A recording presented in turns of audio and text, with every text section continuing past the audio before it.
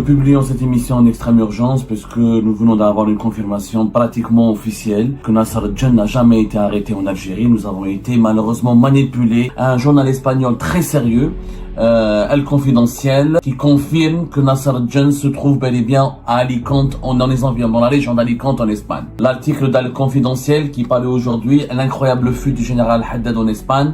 L'ancien chef des renseignements algériens fuit le pays, qui cite des sources proches de la sous-délégation gouvernementale de la province d'Alicante. Donc il cite des sources officielles. La région d'Alicante très connue par les Algériens et les Algériens, que Nasser Djen connaît très bien. Certainement que les services de l'enseignement espagnol ont pris connaissance de son arrivée. Certainement que les services de l'enseignement espagnol ont déjà pris attache avec lui. La question frontalière en Espagne est très sensible. Quand un personnage de ce poids comme Nasser Djen, il arrive sur le sol espagnol, il est rapidement identifié. Les renseignements espagnols travaillent beaucoup avec les ONG, ils infiltrent les ONG espagnols, ils infiltrent même les passeurs, ils ont des indicateurs au sein des passeurs, au sein des haragas.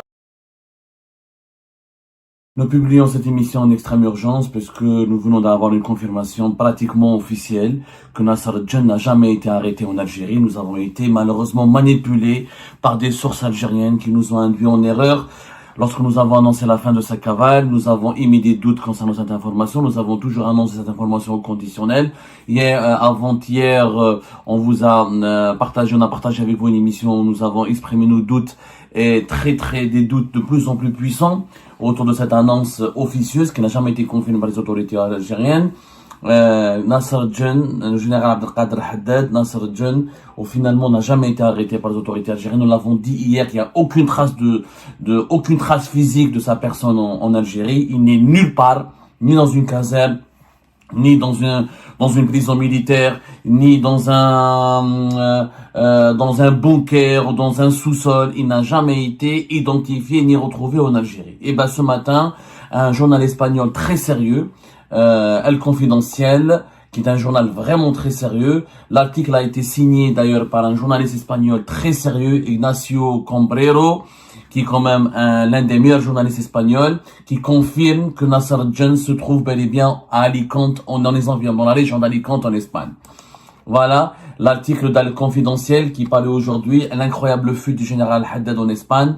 L'ancien chef des renseignements algériens fuit le pays. Abdelkader Haddad, Nasser Djen, est en Espagne selon le Confidencial, qui est un journal espagnol encore une fois très sérieux, qui cite des sources proches de la sous-délégation gouvernementale de la province d'Alicante. Donc il cite des sources officielles, des sources de la sous-délégation gouvernementale de la province d'Alicante. C'est l'équivalent de la préfecture. Si vous voulez, c'est l'équivalent de la wilaya. La sous-délégation gouvernementale de la région d'Alicante.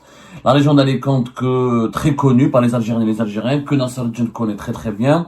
Nasser Djen, je rappelle, entre 2018 et 2019, il a vécu en Espagne, beaucoup plus dans la région de Barcelone, de la Catalogne, comme on nous l'a dit, mais il a beaucoup de connaissances et beaucoup de proches qui vivent en Espagne. Alicante est devenu le berceau d'une communauté algérienne qui s'est constituée depuis pratiquement les années 2010-2011, où beaucoup d'Algériens et d'Algériens de la classe moyenne ont acheté des biens en Espagne pour avoir des résidences et des visas long séjour. Donc la région d'Alicante, Benidorm, Torrevieja, pas mal de régions. La région Alicante est une ville assez grande en Espagne, mais il y a beaucoup de petites villes environnantes qui abritent des Maghrébins, notamment des Algériens et des Marocains.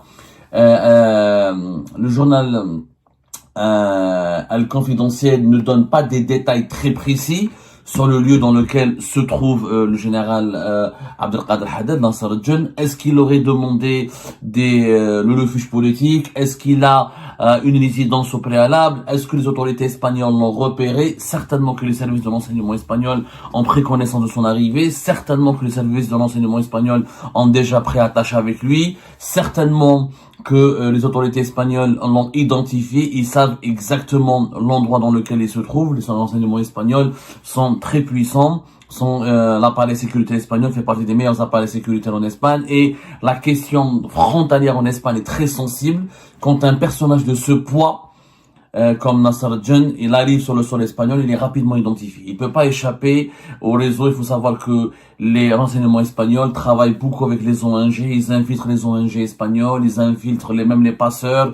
Ils ont des indicateurs au sein des passeurs, au sein des Haraga, au sein des ONG, au sein de toutes les associations qui travaillent pour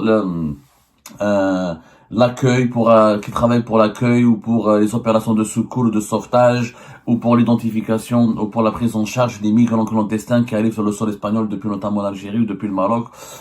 Essentiellement la route algérienne, je le rappelle, qui lie la route maritime qui lie l'Algérie aux régions espagnoles comme la province d'Alicante est la région la plus empruntée, la route maritime la plus empruntée par les migrants clandestins, notamment les migrants haraga algériens, mais aussi les migrants clandestins subsahariens ou syriens ou soudanais qui maintenant transitent par l'Algérie pour aller vers l'Espagne, tellement les réseaux de la harga et des haraga en Algérie se sont structurés et se sont bien développés. Al Confidentiel, ce n'est pas n'importe quoi, c'est un journal qui a été fondé en 2001, il est réputé pour sa crédibilité. Il se définit comme le journal qui s'adresse à ceux qui ont de l'influence en Espagne. Il s'est spécialisé dans l'économie de la finance au départ. Ensuite, il a élargi son audience. C'est un média très généraliste. Il a des rédactions décentralisées, notamment en Catalogne et au Pays Basque. C'est un média digital très lu en Espagne, très réputé. Le signataire de l'article qui a fait cette révélation, Ignacio Cambrero. Ignacio Cambrero, il est quand même un journaliste espagnol chevronné. Il est né en 1954, originaire de Madrid. C'est un spécialiste de la couverture des événements du Maghreb. Il s'est spécialisé dans les relations entre l'Espagne et l'Algérie et le Maroc notamment. C'est un ancien d'El País. Il était l'ancien rédacteur en chef d'El País, le grand journal espagnol, le plus grand, pratiquement le connu, le média espagnol le plus connu. Il a été d'ailleurs, c'est quelqu'un de très neutre concernant les questions entre l'Algérie et le Maroc. Et il a vraiment très neutre. Il critique autant l'Algérie que le Maroc. Il n'a pas d'appartenance, il n'a jamais été, parce que voilà, il y a des médias espagnols qui sont très proches de certains lobbies marocains et d'autres qui sont très proches de lobbies anti-marocains. Lui, il n'est proche d'aucun lobby. Il est vraiment un journaliste indépendant. Il y a eu une plainte qui avait été déposée contre lui par l'ancien premier ministre marocain Abdelaïlah Ben Kiran. C'était en 2014. Ensuite, il n'a pas été suffisamment soutenu par son journal. Il a eu des problèmes directs. Il a subi beaucoup de pression de la part des autorités marocaines, qu'il avait tenté de le diaboliser et de le faire passer pour un anti-marocain très proche des réseaux anti-marocains, ce qui n'a jamais été le cas. Il quitte donc quel pays après cette mésaventure avec le Maroc pour travailler pour l'autre grand journal espagnol El Mundo. Et là aussi, il commence à avoir des ennuis avec des hommes d'affaires marocains qui voulaient le faire taire. Donc c'est quelqu'un qui a vraiment beaucoup dérangé le pouvoir marocain. Ensuite, il va rejoindre El Confidentiel depuis 2015 et pour devenir l'un de ses rédacteurs en chef. Pour devenir pratiquement son rédacteur en chef, en tout cas l'un de ses principaux responsables de sa rédaction. Il a écrit au moins 2 livres, L'Espagne d'Allah en 2016 et Le secret de la crise entre la crise et le Maroc en 2006. C'est vraiment un journaliste chevronné. L'annonce donc de l'arrivée de Nasser Djen par Ignacio Sombrero,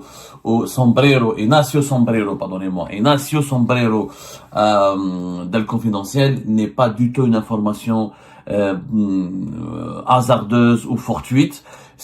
Pour moi, c'est une confirmation quasi officielle. Bon, il ne cite pas un haut responsable espagnol dans son article. Il ne fait pas parler un haut responsable espagnol qui dit clairement que Nasser Djen est arrivé chez nous en Espagne et que nous l'avons identifié et que nous l'avons accueilli et que nous l'avons accordé le refuge politique. Il le dit pas, mais il cite quand même il cite une source proche des sources bien introduites au sein de la préfecture de la région.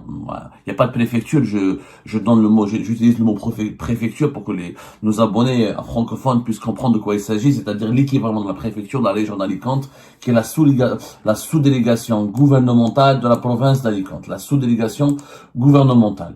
Cette information est une bombe. Cela signifie que les autorités algériennes nous ont menti, nous ont manipulé, qu'ils avaient lancé un vaste plan de manipulation dans lequel malheureusement, je l'avoue, je ferai mon mea culpa au moment opportun.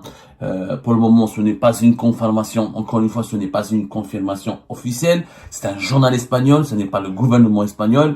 Mais il faut pas s'attendre à ce que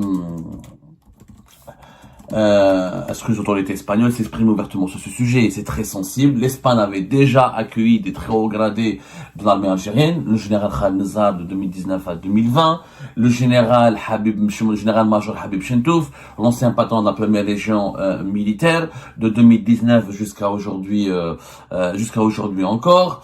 Et elle n'a jamais livré aux autorités algériennes des officiers supérieurs de l'armée qui ont demandé le refuge ou qui se sont installés. Bon, Khaled Nazar avait une résidence, il n'a pas demandé le refuge, mais il a été protégé par les autorités espagnoles qui ont refusé de le livrer au régime algérien à l'époque d'Ahmed Gaïd Salah. Il avait même été convoqué par la justice espagnole, il avait été écouté, etc., auditionné, mais n'a jamais eu de problème direct avec les autorités espagnoles qui ont toléré sa présence et qui ont, moi je le sais très bien, pour avoir connu le général Khaled Nazar avant sa mort, pour avoir échangé avec lui, il m'avait confirmé lui-même que les autorités espagnoles lui avaient dépêché des émissaires pour lui parler, etc., et pour le rassurer que l'Espagne accepte de l'accueillir sur son territoire, à condition que les activités subversives contre les autorités algériennes ne soient pas lancées ou ne soient pas orchestrées ou mises en place depuis le territoire espagnol. Habib Chentouf, pas la même chose, il a été accueilli, il a eu une carte de séjour provisoire,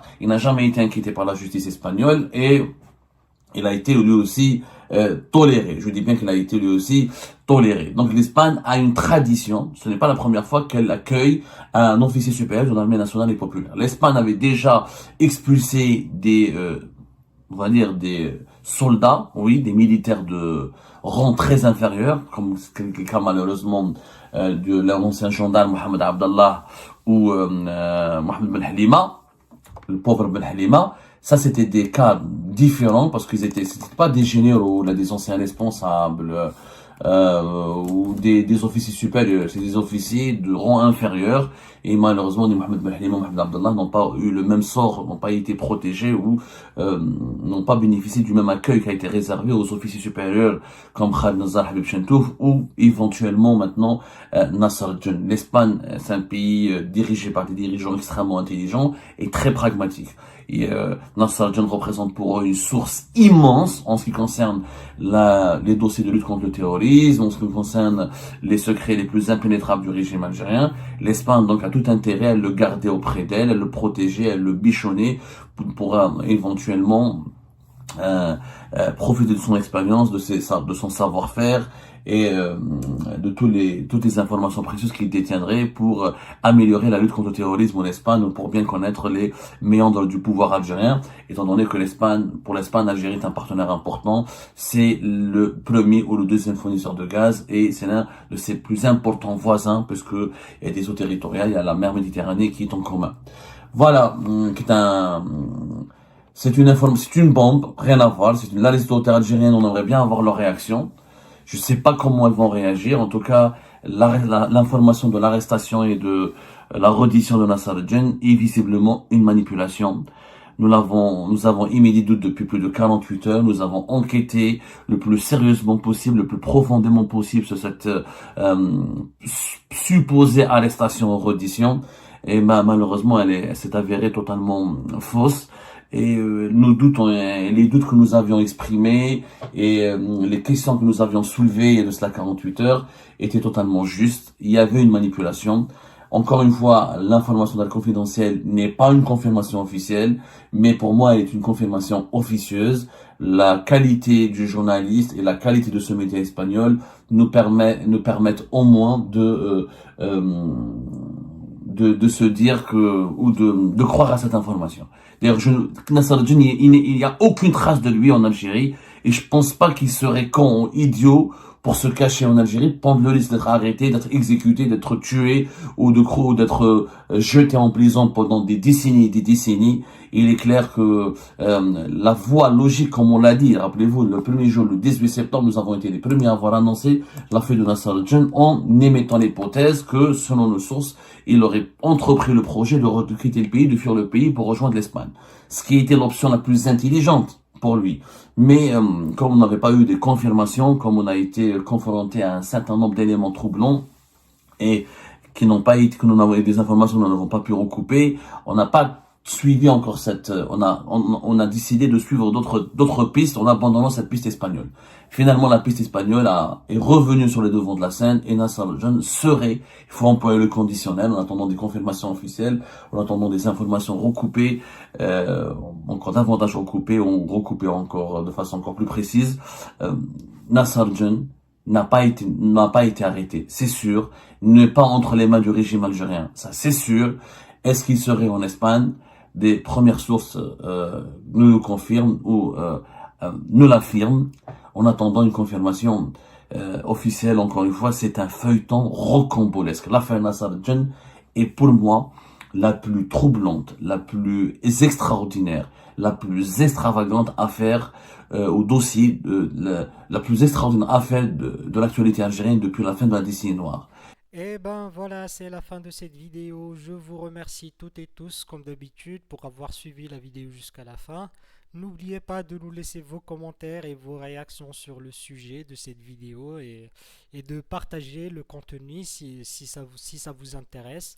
Et je tiens toujours à remercier nos abonnés et les personnes qui réagissent de façon régulière sur nos vidéos et qui nous suivent et qui nous laissent des commentaires. Donc merci beaucoup pour votre dynamisme et pour votre sens de partage et de discussion. Donc voilà, sans vous, ce contenu n'a pas vraiment de valeur sans cette communauté qui ne cesse de s'accroître. Donc merci beaucoup et à la prochaine dans une nouvelle vidéo. Au revoir.